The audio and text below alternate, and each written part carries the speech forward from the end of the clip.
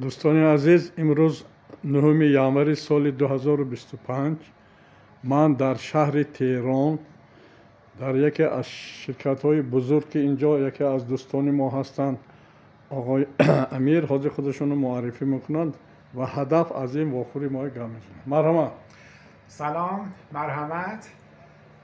صبح شما بخیر.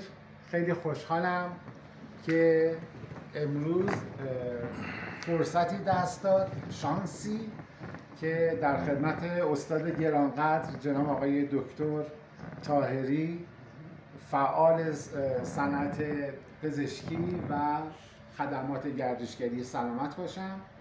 همچنین در کنار استاد بزرگوار عزیز دیگری که آقای دکتر پوریانا هستند و نازنین مردی که خدمتشون هستم.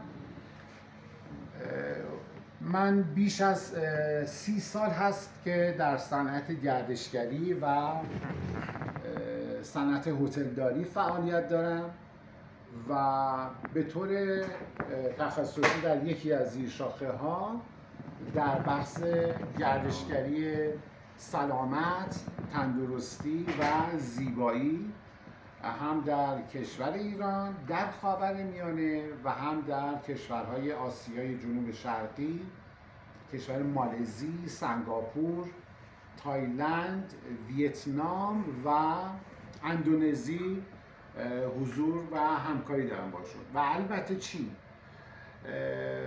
امروز در این نشست قرار هستش که از ظرفیت‌ها و توان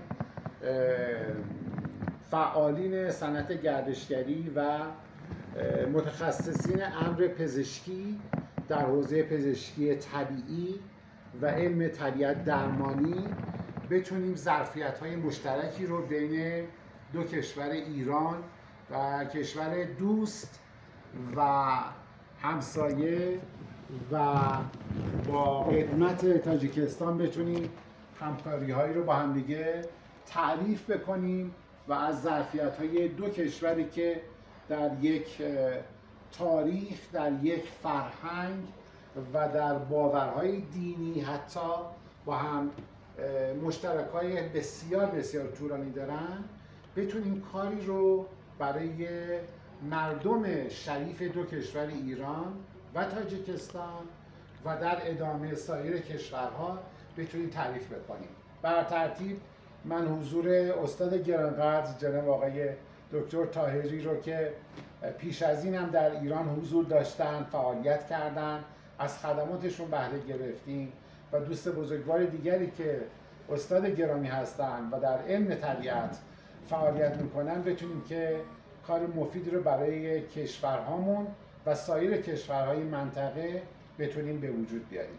من خدمت شما هستم. تشکر زیاد. سلامت باشید. آدمان را دوستی پرزور کند، در همه روی جهان مشهور کند. دشمنی ویرانکاری عالم است، آدمان را خار و زار و کور کند. من فکر میکنم که دوستی بین ما و شما، رابطه های دوستی بین تاجیکستان و ایران خیلی مستحکمتر می شود. بعد واخوری دو جناب عالی امام علی رحمان و آقای پزشکیان راه های ما گشاده شد. من امروز ایران آمدم به ویزا، یعنی آزاد آمدم، همچون خانه خود و دوستای خدا پیدا کردم.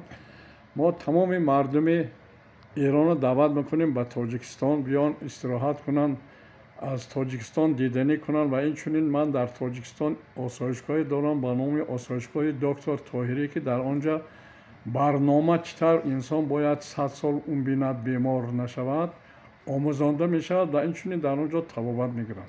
سلامت باشید، برای کار 100 ساله شوید.